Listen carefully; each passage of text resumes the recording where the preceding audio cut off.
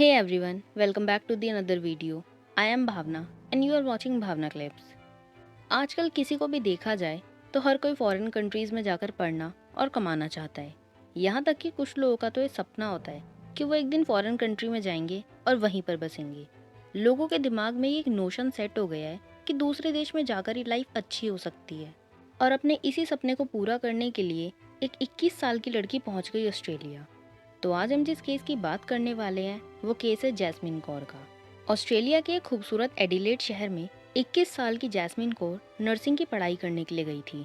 Jasmine Kaur basically Bharat के पंजाब की रहने वाली थी, जिसने अपनी स्कूलिंग पंजाब से ही की थी।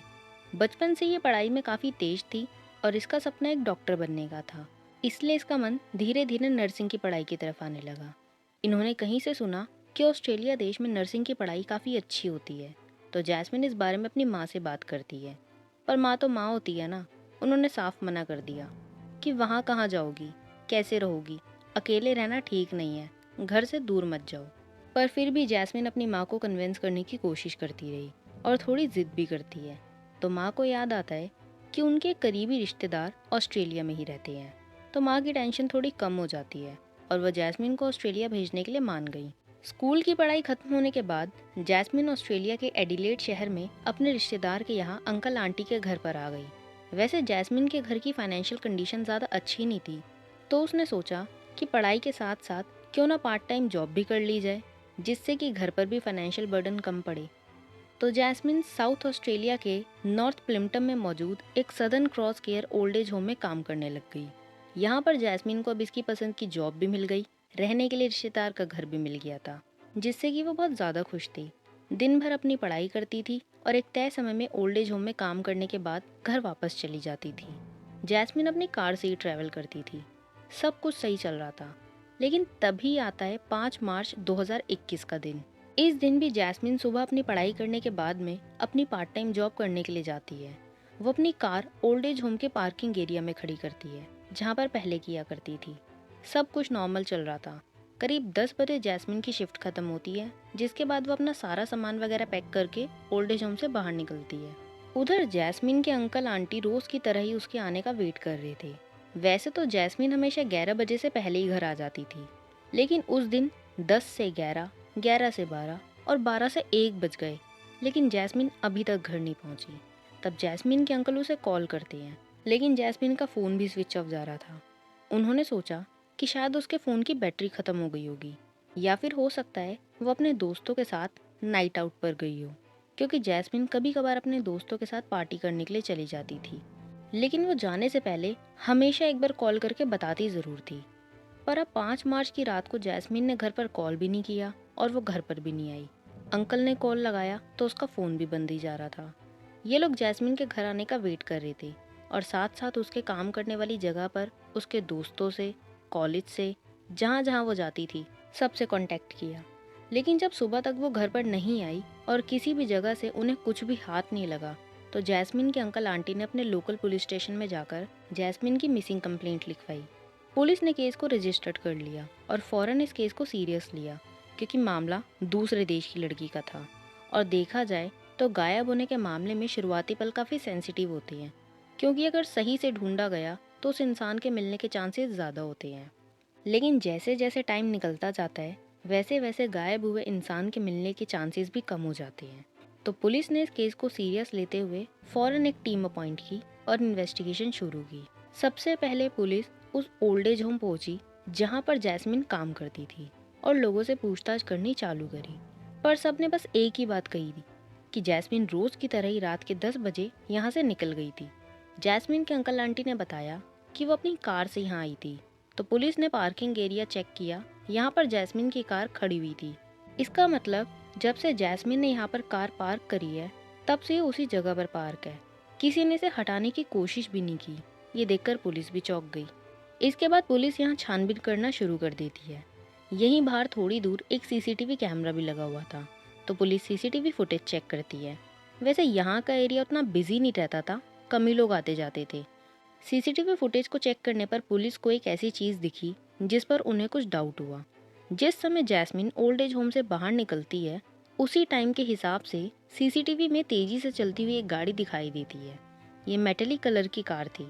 अब ये गाड़ी कहाँ से आई और कहाँ गई, किसी भी कैमरे में कैद नहीं हुआ। क्या ये इत्तेफाक था या कोई सोची समझी साजिश? गाड़ी को ध्यान से देखने पर इसमें केवल एक ही आदमी नजर आ रहा था, जो गाड़ी को चला रहा था। जैस्मिन इसमें कहीं भी नहीं दिखी, पर इस गाड़ी को अवॉइड नहीं कर सकते थे, क्योंकि इसकी टाइमिंग जैस्मिन की टाइमिंग से मैच हो रही थी। पुलिस की एक टीम गाड़ी के बारे में पता लगाना शुरू करती है।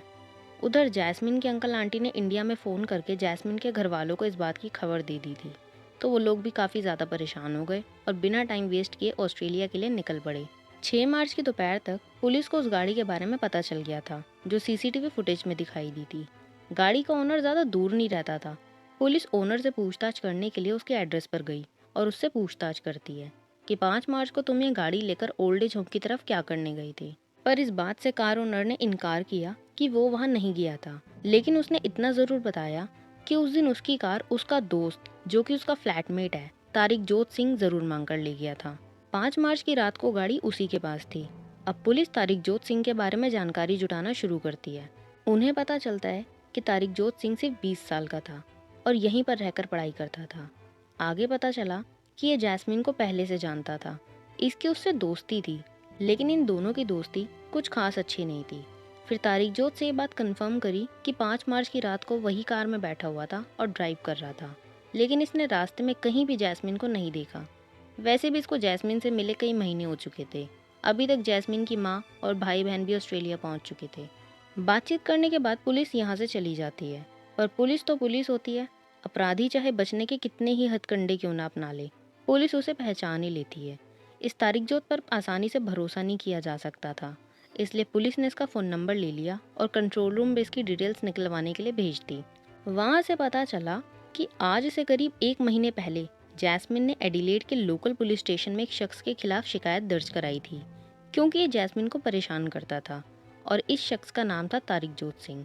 ये दोनों पहले दोस्त थे, फिर किसी बात को लेकर जैस्मिन ने इससे दोस्ती तोड़ दी, पर तारिकजोत उसको परेशान करने लगा और लगातार उसका पीछा करता रहा।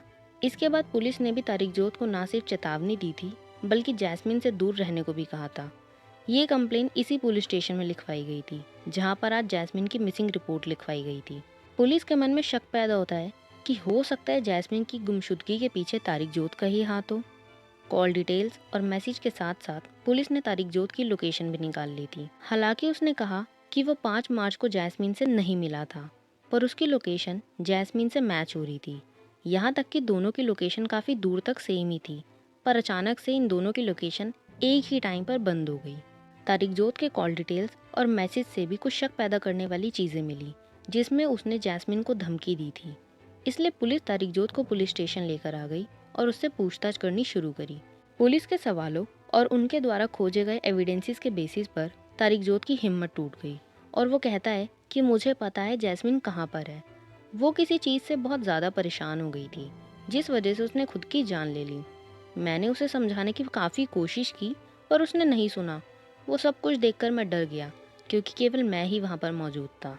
कहीं जैस्मिन के कत्ल का इल्ज़ाम मेरे ऊपर ना आ जाए, इसलिए मैंने उसको एक सुनसान जगह पर ले जाकर दफना दिया। मेरा जैस्मिन की सुसाइड से कुछ भी लेना देना नहीं है। तारिकजोत पुलिस को उस जगह के बारे में बताता है जहाँ पर उसने जैस्मिन को दफनाया था। ये जगह थी साउथ ऑस्ट्रेलिया का फिंडर्स माउंटेन रेंज। ये पूरा का पूरा एक पहाड़ी और रेगिस्तानी इलाका है। यहाँ बहुत कम ही लोग आते जाते हैं। 8 मार्च 2021 की सुबह पुलिस तारिकजोत को लेकर यहाँ के लिए निकलती है। ये जगह उस ओल्ड एज होम जहाँ पर जैस्मिन काम करती थी, वहाँ से करीब 650 किलोमीटर दूर है, यानी ओल्ड एज होम से करीब 4 से 4.5 घंटे दूर। फिंडर्स माउंटेन रेंज के यही मोरालाना क्रीक था। पुलिस यहाँ पर पहुँचती है और सब लोग गाड़ी से नीचे उतरते हैं। यहाँ से करीब 100 मीटर की दूरी की ओर यहाँ पर कुछ पेड़ वगैरह भी लगे हुए थे। तारिकजोत वहाँ एक पेड़ के नीचे इशारा करते हुए बताता है कि जैस्मिन की बॉडी इसी पेड़ के नीचे है। पुलिस खुदाई करना शुरू करती है, तो उनको वहाँ से जैस्मिन की बॉडी बरामद होती है। 5 मार्च को जैस्मिन गायब हुई थी और 8 मार्च को उसकी डेड बॉडी पुलिस को मिल गई थी। जैस्मिन के गले पर हल्का सा कट का निशान था और उसके दोनों हाथ पीठ के पीछे केबल टाई से बंधे हुए थे। पैर भी इसी केबल टाई से बंधे हुए थे, जबकि आँख और मुंह पर टेप चिपकी हुई थी। इसके बाद बॉडी को पोस्टमार्टम के लिए भेज दिया जाता है और पुलिस तारिकजोत सिंह को अरेस्ट कर लेती है। इसके ऊपर जैस्मिन को किडनैप करने का चार्ज लगता है। वैसे ये लगातार कह रहा था कि जैस्मिन ने खुद ही सुसाइड किया है, इसका इसमें कोई भी हाथ नहीं है, उल्टा ये इसको ऐसा करने से रोक रहा था। इस वारदात को अंजाम देने के लिए कितनी गहरी साजिश रची थी, इसका अंदाज़ा इसी बात से लगाया जा सकता है कि कत्ल की वारदात को अंजाम देने से एक रोज़ पहले पकड़े जाने से बचने के लिए तारिकजोत ने पूरे एडिलेड शहर में लगे सीसीटीवी कैमरों की लोकेशन का एक ब्यौरा नेट से डाउनलोड किया था। यानी वो पहले से इस बात की तैयारी कर चुका था कि वो किसी भी सीसीटीवी कैमरे की जड़ में ना आ जाए। लेकिन तकदीर का खेल तो देखिए, इतना दिमाग लगाने के बाद भी वो एक सीसीटीवी कैमरे की फुटेज से ही पकड़ा गया। अब तक पुलिस उन रास्तों के बारे में भी जान चुकी थी जहां से जैस्मिन किडनैप हुई थी और जहां पर किडनैपर ने उसे दफन किया था।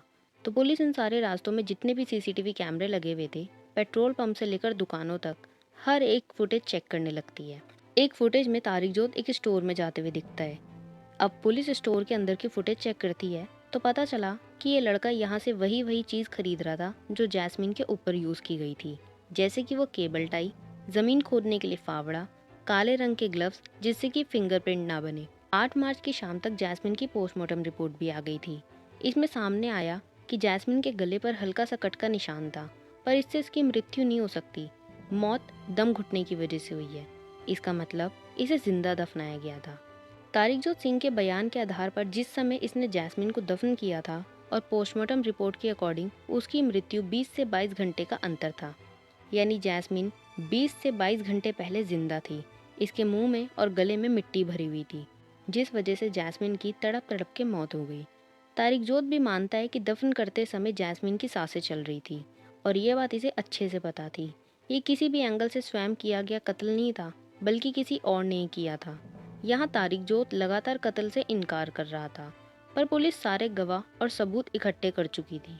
ये खबर बाहर फैलते ही लोगों में इस खबर को लेकर बहुत ज़्यादा गुस्सा था। हर न्यूज़ चैनल पर इस खबर को दिखाया जा रहा था। पुलिस भी लगातार तरीके से सवाल कर रही थी, पर यह इसके कत्ल से मना ही कर रहा था।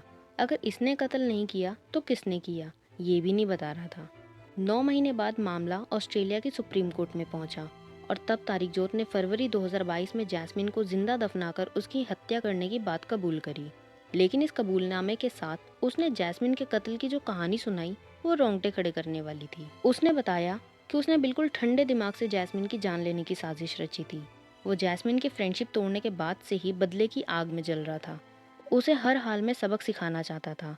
कुछ इसी इरादे से उसने 5 मार्च को जैस्मिन को अगवा कर लिया, लेकिन पकड़े जाने से बचने के लिए उसने इस काम में अपने फ्लैटमेट की कार का इस्तेमाल किया। वो इस कार से जैस्मिन के वर्क प्लेस पर गया था और वहां से जैस्मिन को अपने साथ चलने के लिए राजी करने में कामयाब हो गया। लेकिन इसके बाद बीच रास्ते में ही उसने पहले तो जैस्मिन के हाथ पैर बांधकर उसे अपनी कार की डिग्गी में बंद किया और फिर करीब 650 किलोमीटर का सफर तय करके एक सुनसान जगह पर पहुंचा, जहाँ उसने कब्र खोदी और फिर जैस्मिन को इस कब्र में जिंदा दफन कर दिया।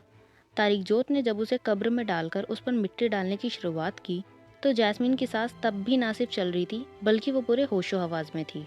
पुलिस की तफ्तीश में पता चला कि वो पूरी तैयारी से जैस्मिन की हत्या करने पहुंचा था। जैस्मिन को पिक करने से पहले उसने दुकान से उसके हाथ पांव बांधने के लिए केबल टाई खरीदी थी और मिट्टी खोदने के लिए फावड़ा भी लिया था।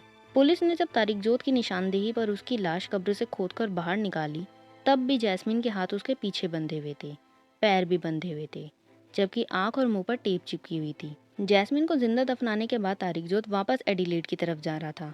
उसने जैस्मिन की वर्क आईडी, कपड़े और कुछ बचे हुए केबल टाई कूड़ेदान में डाल दिए थे, जिन्हें बाद में पुलिस ने बरामद कर लिया। तारिकजोत सिंह के ऊपर कत्ल करने और सबूत मिटाने जैसे चार्ज लगे और ये मामला साउथ ऑस्ट्रेलिया के सुप्रीम कोर्ट में गया। जैस्मिन कौर के कत्ल के मामले में सुप्रीम कोर्ट में अभियोजन पक्ष की ओर से अपनी बात रखते हुए प्रोसिक्यूटर ने भरी अदालत में जिस तरह से जैस्मिन कौर के कत्ल की कहानी बयां की, उसे सुनकर हर कोई हैरान रह गया। हालांकि मामले की सुनवाई के दौरान बचाव पक्ष के वकील का कहना था कि तारिकजोत सिंह एक नई उम्र का लड़का था जो दोस्ती में ब्रेकअप से मिले सदमे को बर्दाश्त नहीं कर सका। वे खुद पर काबू नहीं कर पाया। कत्ल के इतने दिन बाद भी तारिकजोत की दिमागी हालत ठीक नहीं है। वो अब भी अपनी दोस्त रही जैस्मिन कौर की आवाज़ सुनने की बात करता है। उसे लगता है कि जैस्मिन अभी जिंदा है। ऐसे में आप उसकी मानसिक स्थिति को समझ सकते हैं। ये बहुत पछता रहा है। इसकी दिमागी हालत देखकर कम से कम सज़ा दूँ। पर तमाम सबूतों को देखने के बाद और दोनों पक्षों को सुनने के बाद ऑस्ट्रेलिया की सुप्रीम कोर्ट ने तारिकजोत सिंह को 5 जुलाई 2023 को उम्र कैद की सज़ा सुना दी। कानून के अनुसार तारिकजोत को पहले 20 सालों तक जेल में रहना पड़ेगा, उसके बाद ही पैरोल की सुविधा मिल सकती है। इस कहानी से लोगों को यही सीखने को मिलता है कि आजकल लोगों को रिजेक्शन बर्दाश्त नहीं होती और वो अपने गुस्से और नफ़रत के चलते किसी इंसान की जान ले लेते हैं। इसी से एक रिलेटेड वीडियो हमारे चैनल पर ऑलरेडी अपलोड है, जहाँ पर अदनान नाम के एक साइको आशिक ने अपनी ही गर्लफ्रेंड की जान ले ली। तो अगर आप इस वीडियो को देखना चाहते हैं तो ऊपर दिए गए लिंक पर आप क्लिक कर सकते हैं। इसी के साथ मिलते हैं एक और नई वीडियो में। चैनल पर नए हैं तो चैनल को सब्सक्राइब कीजिए, वीडियो को लाइक करो और इस पूरे केस को लेकर आपके क्या व्यूज़ हैं हमें कमेंट सेक्शन में ज़रूर बताएं।